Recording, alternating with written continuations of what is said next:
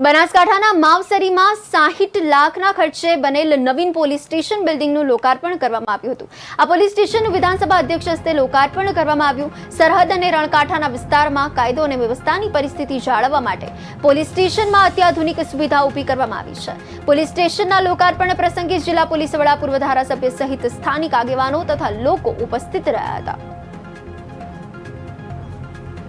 खूब सरस सीमावर्ती क्षेत्रनी अंदर एटले भारतनु छेल्लू खूब सरस सीमावर्ती क्षेत्रनी अंदर एटले भारतनु छेल्लू खूब सरस सीमावर्ती क्षेत्र ડીસાની નવજીવન સોસાયટી ખાતે નવરાત્રી મહોત્સવમાં નવરાત્રીના ચોથા દિવસે ધારાસભ્ય પ્રવીણભાઈ માળી ઉપસ્થિત રહ્યા હતા। ડીસા શહેરમાં સૌથી મોટા શહેરી ગરબા નવજીવન સોસાયટીમાં યોજાય છે। ડીસાના ધારાસભ્ય પ્રવીણભાઈ માળી સહિત ટીમનું શાલ ઓઢાડી સન્માન કરવામાં આવ્યું તેમજ દીકરીઓ નવદુર્ગાના વેશભૂષા ધારણ કરી ગરબે ઘૂમી હતી।